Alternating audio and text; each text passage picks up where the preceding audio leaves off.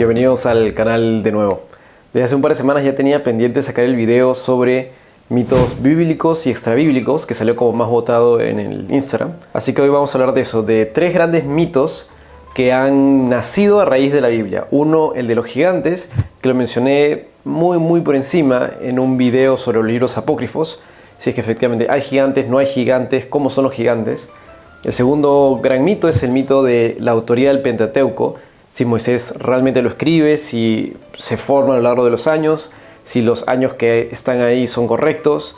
Y el tercer mito es el de Lilith, que es uno de los más populares, que es este de Lilith como la primera mujer de Adán. La primera distinción importante está en separar lo que es un mito de una herejía.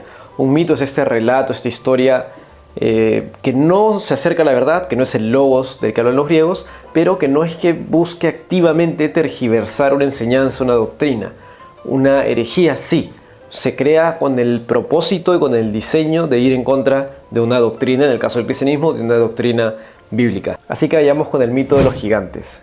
El mito de los gigantes se origina en que se creía que ángeles del cielo, que se fueron o que se rebelaron contra Dios, bajaron a la tierra, se juntaron con mujeres y de ahí les nacieron gigantes. Esto se apoya en el libro apócrifo de Enoc, que hice un video sobre eso y voy a dejar el link, en donde se menciona explícitamente que, y con los nombres, que fueron estos ángeles que bajaron y se juntaron y que de ahí nacieron esos gigantes. Pero además se refuerza en la tradición judía porque personas como Josefo, que es un historiador respetado, lo creía así. De hecho, hay un escrito de Josefo que dice: muchos ángeles de Dios copularon con sus mujeres y engendraron hijos soberbios y desdeñosos de todo lo bello.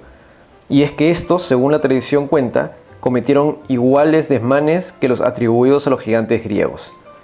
Es decir, aquí vemos cómo Josefo creía esto, y esto se esparció y se mantuvo en la tradición judía por muchos años. La primera referencia que tenemos es la de Génesis 2 y 4, donde se habla de estos Nefilim. Los hijos de Dios vieron que las hijas de los hombres eran hermosas, y tomaron para sí mujeres de entre todas las que les gustaban.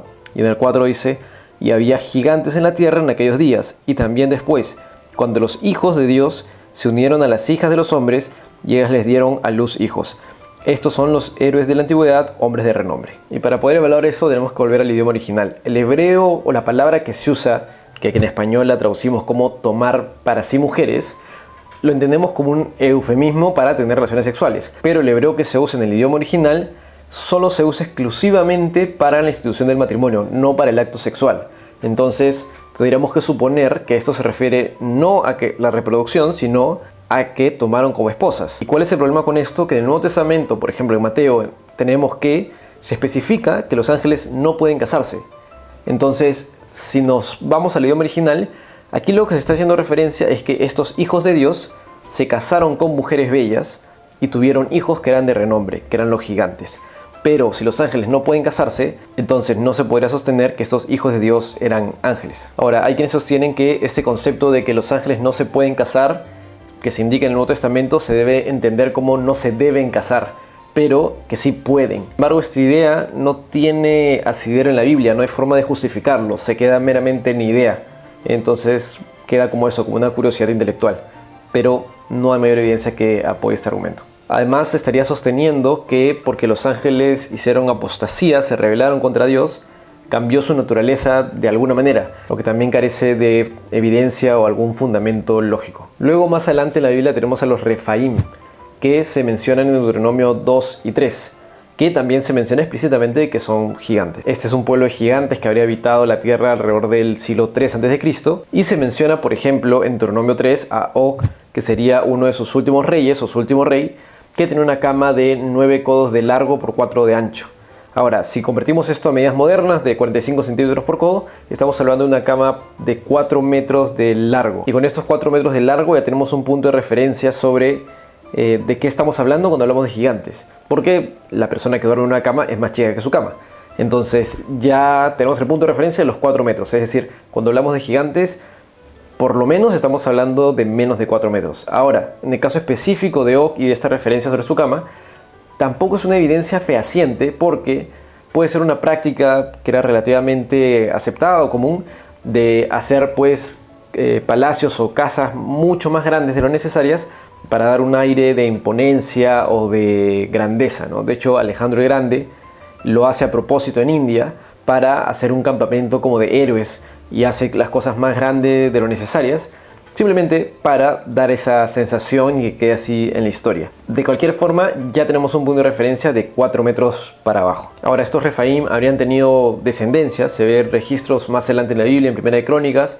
Hay valles que se refieren o llanuras, a la llanura de Refaim, lo que nos hace pensar que tenían lugares conocidos de vivienda. Y por último, la tercera importante referencia de gigantes son los anaseos, los descendientes de Anak. Y aquí la referencia más famosa, una de las más famosas, está en Números 13:22, cuando Moisés envía a Josué y a Caleb a que hagan el reconocimiento de la tierra y se encuentran con gigantes en Canaán. Se refiere a estos anaseos, a estos descendientes de Anak, y es lo que hace que el resto de espías se asuste, pero ellos dicen que no, los terminan venciendo, ¿no? Ahí tenemos esa referencia importante. Lo interesante de los anaseos es que nos dan más información sobre los gigantes. Sabemos que Josué junto con la tribu de Judá los echan, esto se registra tanto en Josué como en Jueces capítulo 1. Además sabemos que Goliat habría sido descendiente de los anaseos, y Goliat medía, según las diferentes referencias a su altura, entre 2 y 3 metros. Entonces ya tenemos una noción de que los gigantes de los que se habla en la Biblia, de forma certera, habrían medido entre 2 y 3 metros, no de una forma monstruosa como a veces se le quiere pintar. De hecho, en 2 Samuel, en el capítulo 21, también se hace referencia varias veces a gigantes, y en el versículo 20 vemos que un gigante tenía 6 dedos en cada mano y 6 dedos en cada pie. Esto hoy en día nos hace pensar que se trataría de una persona con gigantismo. Entonces estamos pensando en una persona de 2 a 3 metros con malformaciones genéticas. Probablemente la Biblia, cuando hace referencia a gigantes, hable de personas con gigantismo, con alguna malformación, porque no estamos hablando de una estatura descomunal, sino de algo que hoy entendemos mejor a raíz de la ciencia que tenemos hoy en día disponible. Entonces, ¿qué tan mito, qué tan verdad es la historia de los gigantes? Yo creo que podemos concluir que es 100% verdad que habían gigantes en el Antiguo Testamento.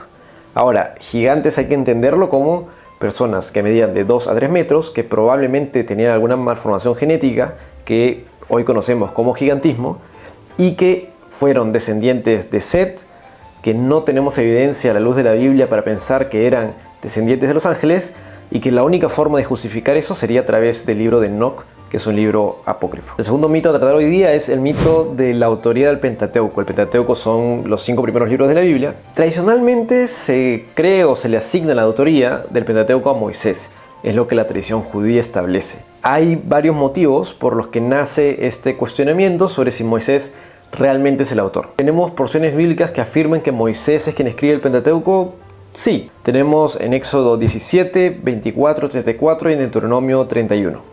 Ahora, en todas estas porciones se afirma o da la impresión de que Moisés tiene la indicación de escribir una parte específica de lo que está sucediendo, una parte específica de la narrativa, no de todo el libro. Pero vemos que en el Nuevo Testamento, cuando se hace referencia al Pentateuco, a estos primeros 5 libros, se hace referencia como el libro de Moisés, la ley de Moisés. El mismo Flavio Josefo acepta esto, Filón de Alejandría también, la tradición talmúdica también. Entonces es más la tradición lo que nos lleva a pensar esto. Pero a ver, ¿cuáles son los cuestionamientos y de dónde nace esto? Primero, porque tenemos anacronismos.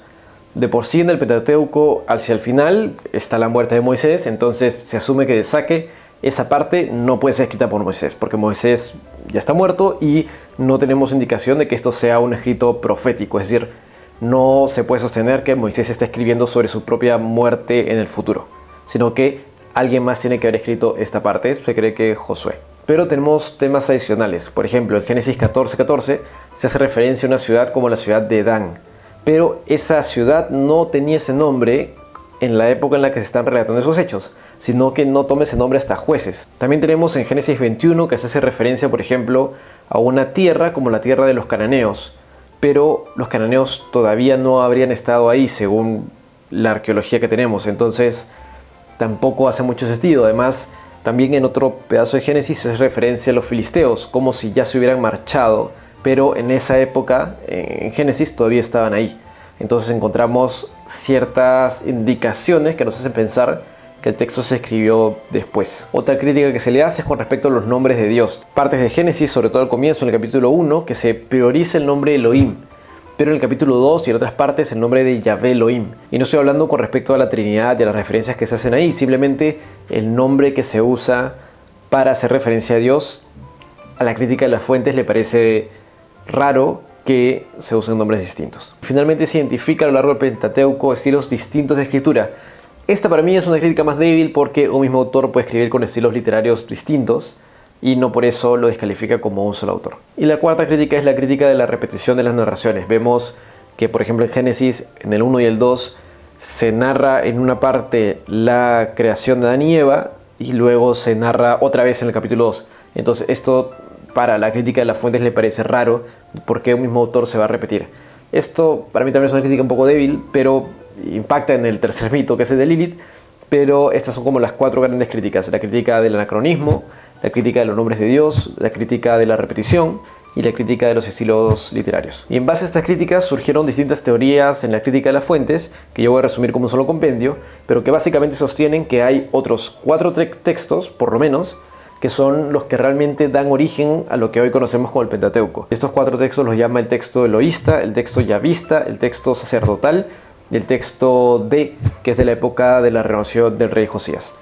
Y estos 4 son los que habrían realmente dado origen al Pentateuco. Y la primera gran teoría sobre esto es la teoría de Richard Simon del siglo XVIII, en donde afirma que Moisés toma principalmente el texto eloísta y el texto yavista, y además de otros textos legislativos, toma todo esto y sobre esto hace el Pentateuco. De ahí tenemos la teoría de Julius Wellhausen y los que coinciden con él, que en resumen dicen que Moisés y los jueces generan la tradición oral del Pentateuco.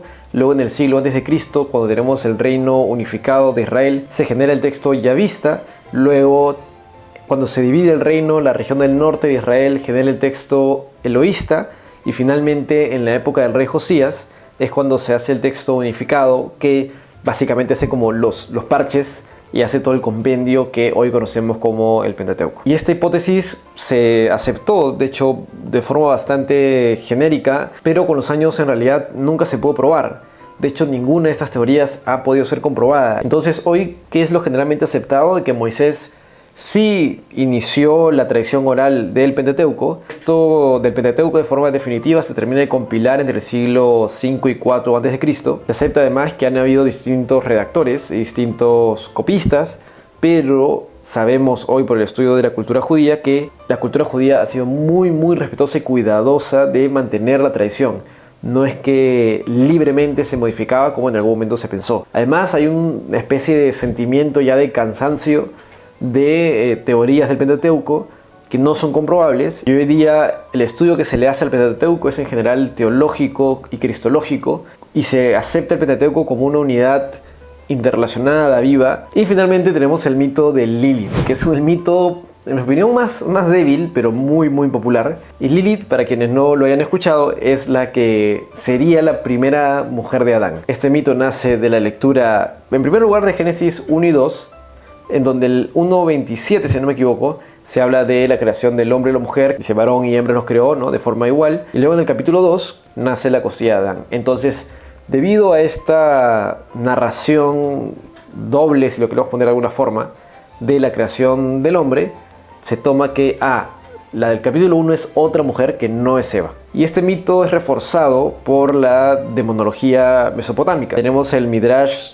Alfabeta de Ben Sirá, que es un texto anónimo del año 700 a.C. al 100 a.C., en donde hay distintos proverbios sobre la lujuria, el incesto, la masturbación, entre otros.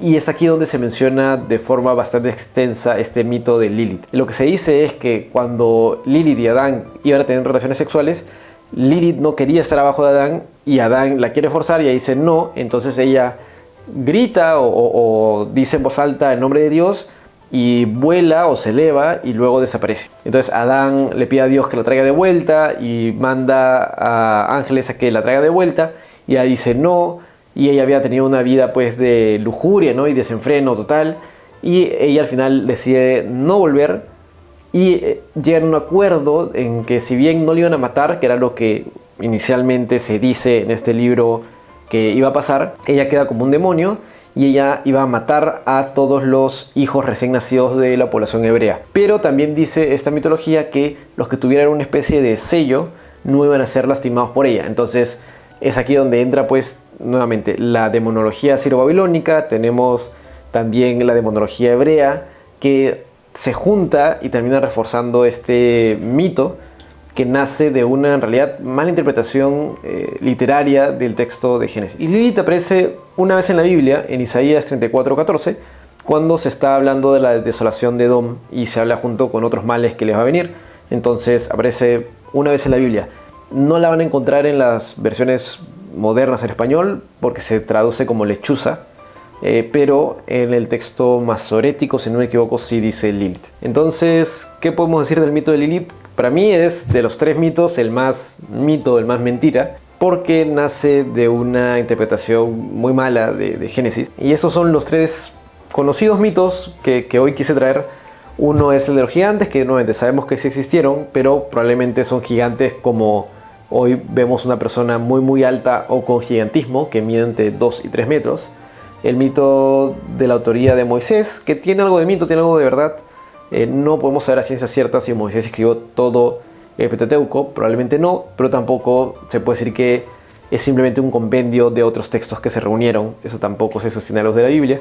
Y finalmente el de Lilith, que sí es completamente mito, porque tiene una argumentación muy débil en base a una mala exégesis de Génesis y en base a mitología mesopotámica y asiro-babilónica. Espero que les haya gustado el video y si les pareció interesante, comenten de qué más quisieran saber. Hay temas más teológicos que se pueden tratar, pero espero que les haya gustado y denle like y suscríbanse para seguir haciendo más contenido.